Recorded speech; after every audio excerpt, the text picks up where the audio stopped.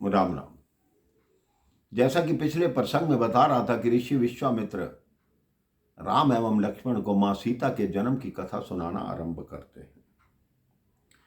कहते हैं, जब मिथिला में अकाल पड़ गया, सूखा पड़ गया, किसी के पास खाने को अन्न का दाना नहीं, राजा के राजकोष भी खाली होने लगे, प्रजा के लिए उन्होंने सब कुछ खोल दिया, लेकिन फिर उनके गुरु शतानंद ने ये राय दी कि आप स्वर्ण का हल लेकर आप अपनी धर्मपत्नी सहित किसी एक सूखे खेत में हल चलाएंगे। जब वो हल चलाएंगे उसके बाद ही आपके नगर में, आपके देश में वर्षा होगी। वो दोनों राजा रानी प्रजावासियों के साथ हल चलाने जाते हैं। हल जो होता है एक स्थान पर जाकर रुक जाता है, हल आगे नहीं बढ़ता। सैनिकों को कहा जाता है तुरंत आइए, इस स्थान को खोदिए। उस स्थान को खोदा गया तो उसमें से एक कलश निकला, एक मटका निकला, जिसमें एक बहुत ही सुंदर कन्या लेटी हुई थी। जैसे ही देखा कि कन्या इसमें है, राजा प्रसन्न हो गए, क्योंकि वो संतानहीन थे। उन्होंने कहा, पृथ्वी माता ने ये कन्या मेरे लिए दी है। सब ने कहा, ये कन्या आपको दी तो इसका नामकरण कैसे होगा? तो उन्होंने कहा, रथ का जो हल का जो सबसे आगे का हिस्सा होता है उसे सीत कहते हैं, उसी से ये निकली है, तो इसलिए इसका नाम सीता होगा, क्योंकि ये उसी से ही हमें प्राप्त हुई है। उनके कई नाम हो गए मेरे भाई बहन। सुनैना सुता थी, मिथिलेश नंदिनी थी, जनक दुलारी थी, जानकी थी, सीता थी, किशोरी जी थी, कई नाम थे उनके। विश्वामित्र जी उनका प्रसंग जैसे जैसे बताते जाते हैं, राम जी के हृदय में सीता जी के प्रति प्रेम उमड़ता जाता है कि उसको मैं देखना अवश्य चाहता हूं। अब चल रहे मार्ग, सीधा मार्ग जाता है, लेकिन विश्वामित्र जी घुमा कर ले जाते हैं। एक निर्जन आश्रम आता है।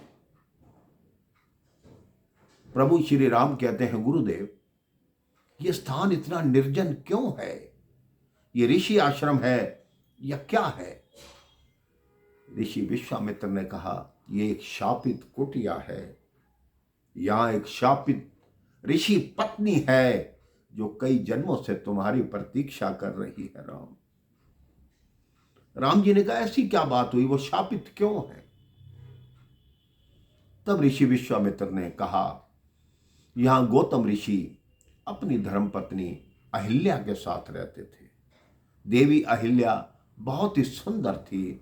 एक बार देवराज इंद्र उन पर मोहित हो गए और देवराज इंद्र ने अपने साथ 4 लोगों को मिलाया, क्योंकि उनके पति गौतम ऋषि जो थे वो प्रातःकाल गंगा स्नान को जाते थे। जब वो स्नान को जाते थे वो तब उठते थे जब चंद्रमा अपनी दिशा बदल चुका होता था, जब मुर्गा अपनी बांग देता था, जब तो उसको देखकर वो देखते थे कि ये समय हुआ है। इंद्र ने सबको अपने वश में कर लिया। मुर्गे को कहा, जल्दी बांग दो। गाय को कहा, जल्दी रेंगो। चंद्रमा का अपना स्थान बदल दो। ऋषि ने सोचा, आज तो बड़ी जल्दी रात्रि बीत गई। ऋषि गंगा स्नान के लिए गए। इधर जो इंद्र था उसने ऋषि गौतम का रूप बनाया और ऋषि पत्नी के साथ दुष्कर्म कर दिया। ऋषि जैसे ही गंगा पास पहुंचे, गंगा माँ ने कहा, पुत्र अभी तो मेरे उठने का समय नहीं हुआ, आज तुम पहले कैसे आ गए? उनके मन में कुछ शंका हुई, वो वापिस लौटे। जिस समय वो वापिस लौटे, देवराज इंद्र गौतम रूप में ही उनकी कुटिया से बाहर आ रहा था। उसी समय ऋषि गौतम ने इंद्र को शाप दिया कि जिस वासना के अंधकार में तुम खो गए, तुम्हारे शरीर में 1000 आंखें हो जाएंगी और उनसे हमेशा ही सब कुछ बहता रहेगा और तुम्हें समझ भी नहीं आएगा कि मेरा उपाय कैसे हो। उन्होंने अहिल्या का दोष देखा। उन्होंने कहा, जाओ, तुम्हें यह भी आभास नहीं हुआ कि जो तुम्हारे साथ दुष्कर्म कर रहा है वो तुम्हारा पति है या कोई है और? तुम पत्थर की बन गई उस समय, जाओ पत्थर हो जाओ। अब जैसे ही उनको शाप दिया वो पत्थर होने लगी।